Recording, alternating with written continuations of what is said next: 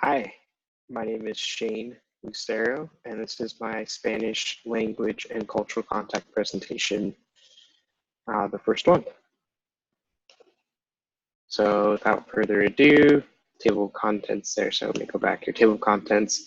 So I'll talk about do the introduction, talk about the activities that I did, and then do a brief conclusion. So introduction, so for this presentation, I completed 4 hours of Spanish and cultural contact.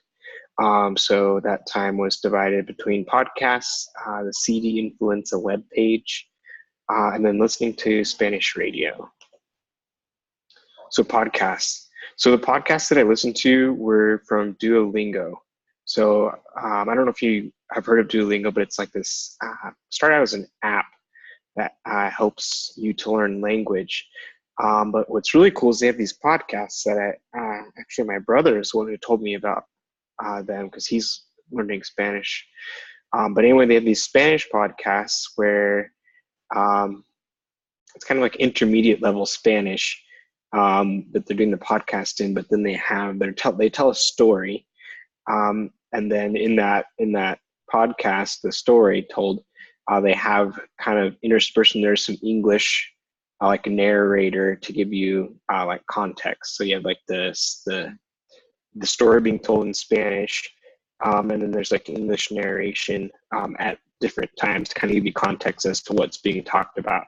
So it kind of helps because you're like swimming in all this intermediate Spanish, which I'm a beginner, so it can be overwhelming, but it kind of helps get context again. Like, okay, here's what they're talking about, and then you can kind of go from there. So it's really helpful, actually.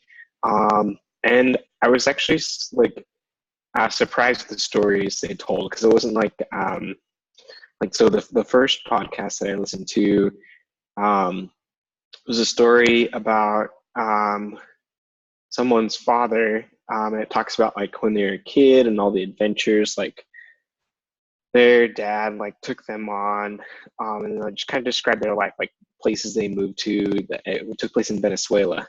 So different places that they moved to, different things that their family did to support themselves, and then talked about just kind of the theme was like adventures with my father, and then it kind of talked about towards the end how the person's father like started losing their memory, like Alzheimer's, and so it kind of described that experience, like the whole family's experience with that.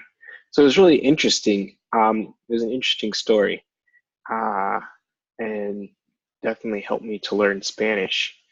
But also it was just an interesting story. It wasn't like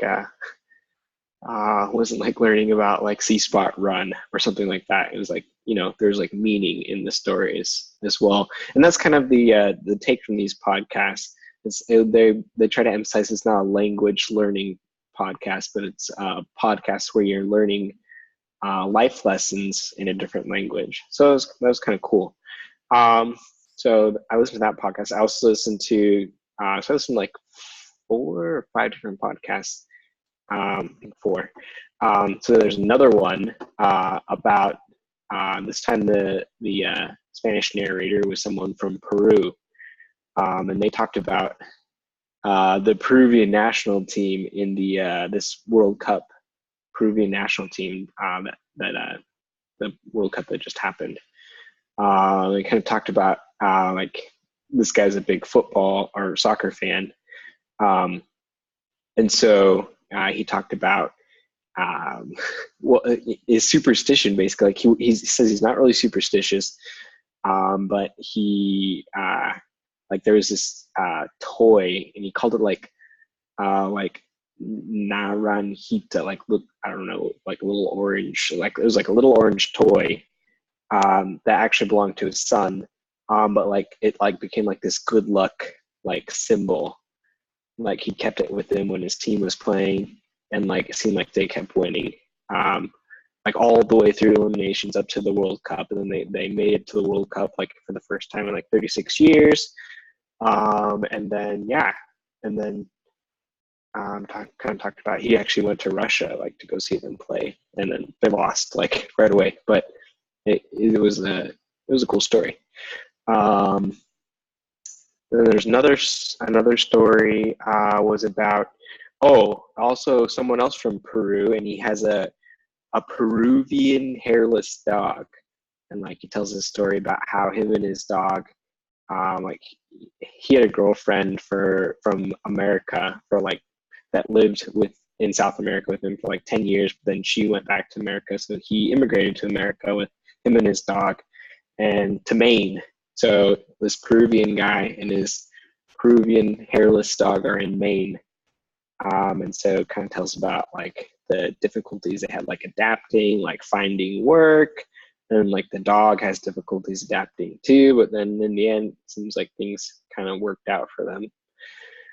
And then so there's been 4 podcasts. The last podcast that I listened to was about this girl who immigrated to the U.S. with her family from Mexico, I believe.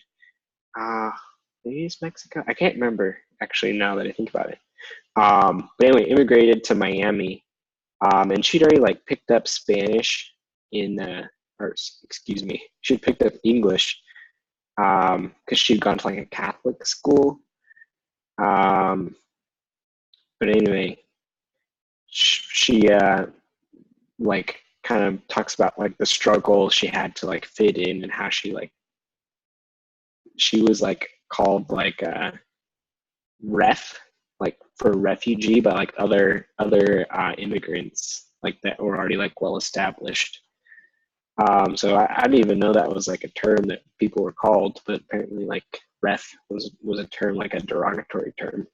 Like I don't. So yeah, I didn't know that. But yeah, anyway, she describes kind of like the struggle of fitting in, and then she describes how like she reached the point in her life when all of a sudden like she realized, wow, like she'd been in the United States like longer than she had been in the country that she immigrated from. And then also, what I thought was funny is she talked about how watching Scooby-Doo on television like helped her to learn English, and like how she like focused on certain characters like Daphne, and I can't remember the other one.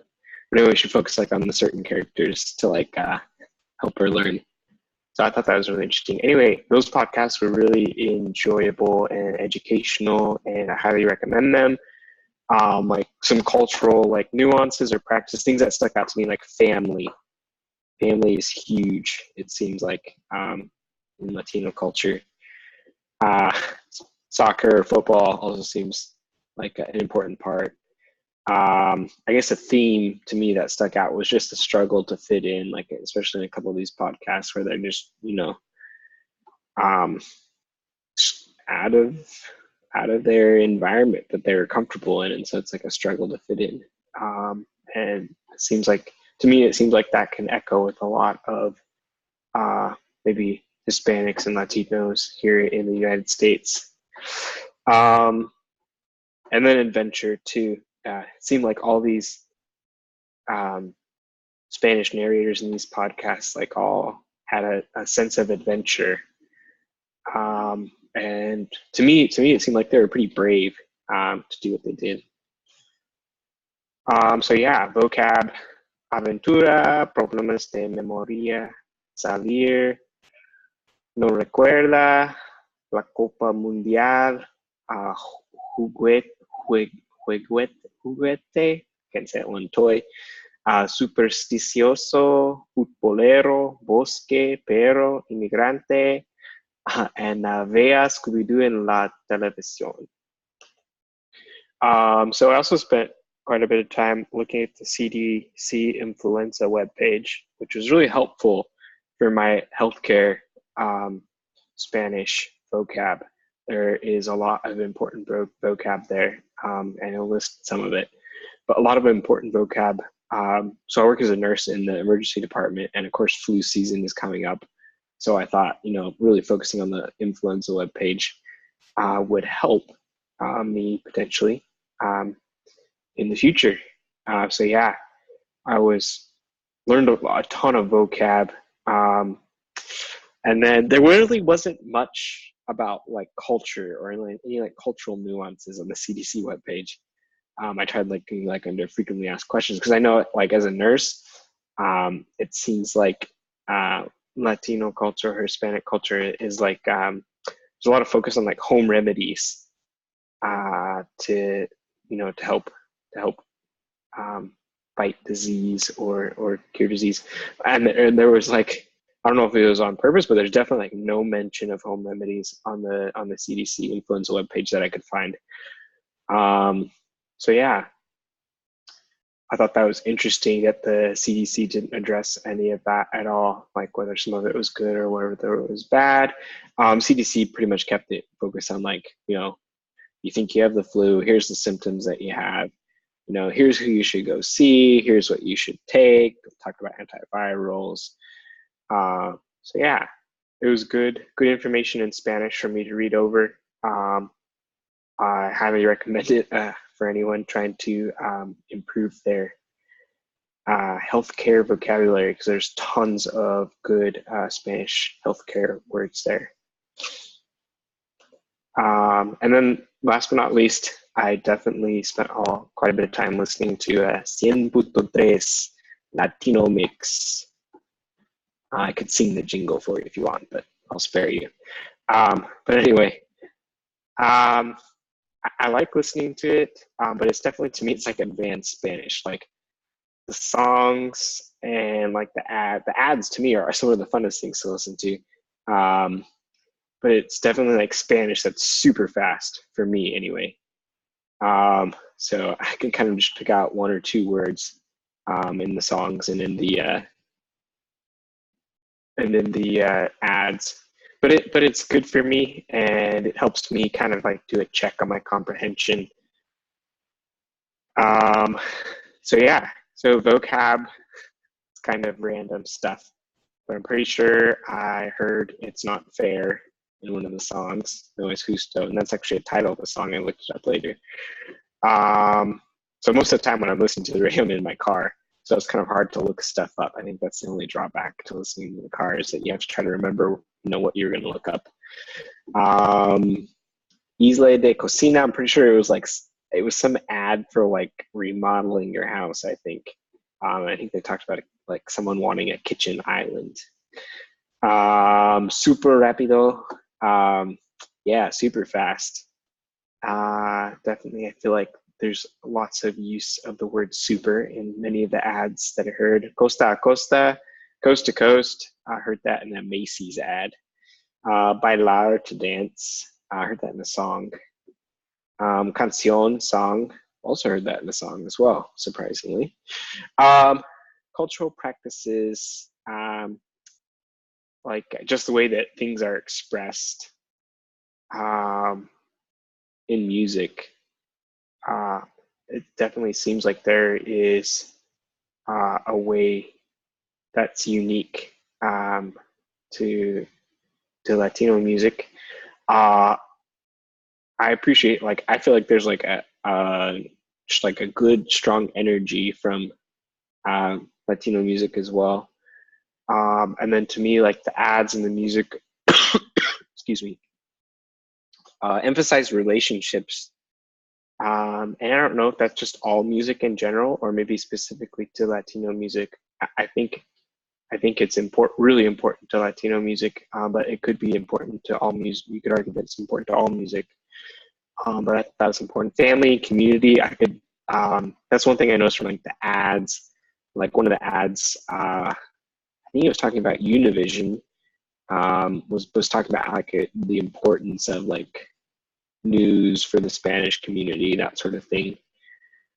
And then name, I couldn't help but notice, and I think it might be this way a little bit in probably in some English music as well, but I couldn't help but notice like the name dropping of their own names, usually like J Balvin, Nicky Jams, who else? Osuna. Yeah, there's a lot of others. I suddenly can't remember them all, but yeah, those are the ones that stick out, where you just keep hearing them like, oh, well, now I know that they're the one of the ones singing the song. So anyway, Yeah, it's been helpful to listen to the Spanish radio. So I enjoyed that. So yeah, so in summary, I enjoyed my Spanish contact hours. I learned quite a bit about culture from the podcast. I improved my healthcare vocab with the CDC influenza webpage, improved my general vocab with the 100 Latino mix, and I got to look up a lot of vocab and work on my comprehension. So yeah, looking forward to do some more Spanish and language cultural contact hours in the future. Thanks for listening.